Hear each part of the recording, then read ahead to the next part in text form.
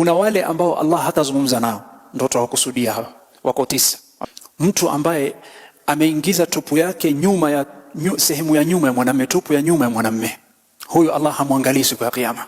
Allah doesn't want to see them. Sasa kama kuna mtu aliwahi kuingiza tupu yake nyuma, akaingiza kwa tupu ya mwanamume mwenzake kwa nyuma, dubur, yani sehemu ya nyuma, sehemu ya choo, Allah hazungumzi nao. Mtu wa pili ni mtu ambaye aliingiza tupu yake mwanamume kwa tupu ya mwanamke ya nyuma, hata kama ni mke wake. Mtu ambaye alimuingilia mke wake kwa tupu ya nyuma, sehemu ya choo, Allah hamwangalii siku ya kiyama. Mtu wa tatu ni ad-dayuth. Ad-dayuth ni mwanamume ambaye hana ghaira, hana wivu. Mwanamume ambaye watu wanacheza na dada zake na wasichana wake na wake zake the way people want, na hasikii kitu, na Allah amempatia masuhulia ya kusimamia mke wake, masuhulia ya kumwangalia watoto wake wa kike, dada zake. Yani katika we will not have had hii problem ya TikTok wasichana kujiweka kama wanaume wangekuwa hawana maradhi haya. Yani msichana kujianika na kujifanya, mume wake yuko wapi? Ndugu yake yuko wapi? Babake yuko wapi? Sijui kama tuelewana. Hasa hadithi hii imetaja, haikutaja kwamba Allah hatazungumza nao. Hadithi hii imetaja Allah hatawaangalia. Allah will not even, hata sitaki kuwaona. Waliyadhu billah, waliyadhu billah. Hasa khairi ya siku ya kiyama ni nini? Khairi ya siku ya kiyama ni kwamba Allah azungumze na wewe, na Allah akuangalie na macho ya rahma, na Allah akusafishe. Hasa ukikutana na Allah siku ya kiyama, Allah yuakuambia, ya abdi, mja wangu, mbona ulinikosea? Allah yuakuangalia na macho ya huruma, mja wangu, mbona ulifanya hivi? Kisha Allah yuakuangalia na macho ya huruma, basi wewe duniani ulifanya, nilikustiri, na hapa sikuwaibishi mbele ya watu. Wewe chukua kitabu chako, ingia janna. Na sisi tumomba Allah tujalie tuko katika kundi hilo. Lakini kuna watu 9 ama watu 9 idadi yao Allah hatazungumza nao siku ya kiyama. Tuanze na wa kwanza. Hadith ar-Rasul sallallahu alaihi wasallam asema, 3 la yukallimuhum Allah yawm al-qiyamah wa la yuzakkihim wa la yanzuru ilayhim wa lahum adhabun alim. Mambo mangapi? Manne. Na sisi tutakusudia moja tu. The fact that Allah hazungumzi na wewe yatosha. Fakaifa Allah hazungumzi na wewe, hakuangalii, hakusafishi na madhambi, bimaana utasafishwa na moto wa jahannam, wala hum adhabun alim, na wana adhabu kali. Mtu wa kwanza, faqala sallallahu alayhi wasallam, 3 la yukallimuhum Allah yawm al-qiyamah wa la yuzakkihim wa la yanzuru ilayhim wa lahum adhabun alim. Namba 1, shaykhun zani. Sheikh kwa lugha ya Kiarabu, sisi bwana, sio ni mashekhe sisi. Kwa lugha ya Kiarabu sheikh ni mtu mzima. Sheikh ni mtu ambaye amezeeka 50, 60, 70. Za'amta li shaykhan wa lastu bi shaykhin, inma ash-shaykhu man yadubbu dabiba. Imekuja katika mwanamke mmoja anamuita mzee, anamwona, unajua wazee hawapendi kuitwa wazee. Hasa akamwambia yule msichana, akamwambia, ya sheikh, yani wewe mtu mzima. Yule mzee akaanza kujadiliana naye, akamwambia, za'amta li shaykhan wa lastu bi shaykhin, inma ash-shaykhu man yadubbu dabiba. Ambia kwa sababu na nywele nyeupe nini waniona mimi ni kizere, ni mtu nimezeeka.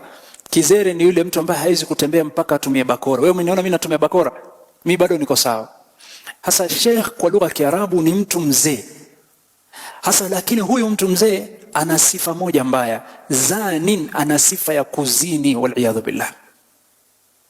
Yani ni mzee ambaye kwa sababu angekuwa ni kijana tungesema ni shahwa, sio? Lakini mwanzo umri hana nguvu kama kijana.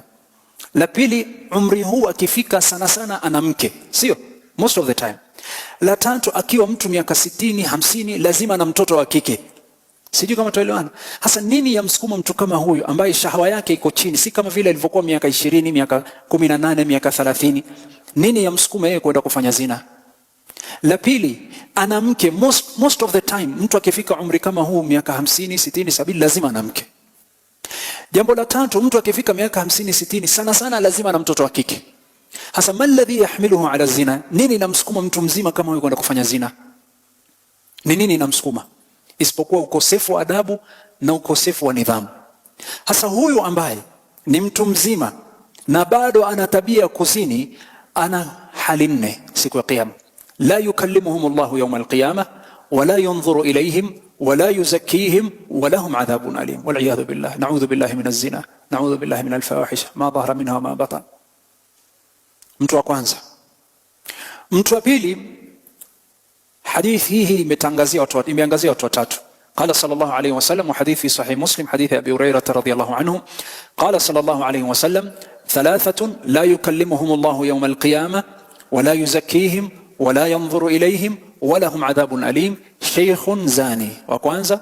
Mtu wa pili, wa malikun kadhab, na mfalme ama kiongozi ana tabia kusema uongo.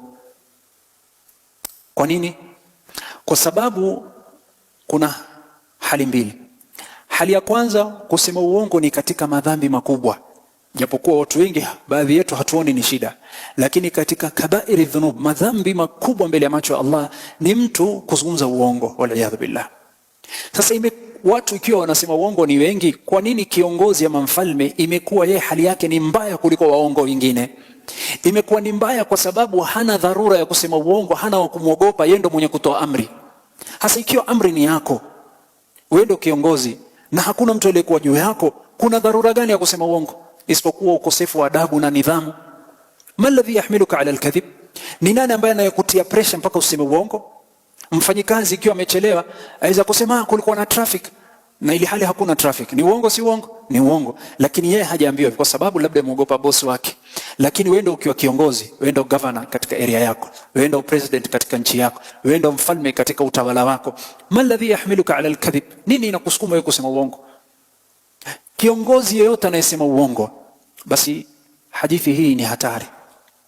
Asema Rasul sallallahu alaihi wasallam, thalathatun la yukallimuhum Allahu yawm alqiyama wala yuzakkihim wala yanzuru ilayhim walahum adhabun alim. Sheikhun zanin wa malikun kadhab, kiongozi ama mfalme ambaye ni muongo. Kadhab ala wazni fa'al, bimaana hasemi uongo mara moja, lakini iliyokuja katika hadith kwa lugha ya Kiarabu, kadhab ala wazni fa'al, bimaana yatakarrar, yani yakariri, baada hii uongo yaleta uongo mwingine, baada hii uongo yaleta uongo, baada hii uongo. Sasa huyu wal billah ni kadhabun ashir, yani yatakarrar, mubalagha ala wazni fa'al, bimaana hajasema uongo mara moja, amesema zaidi ya mara moja na yurudia na yurudia. Kuna dharura gani kusema uongo? Wewe ni kiongozi.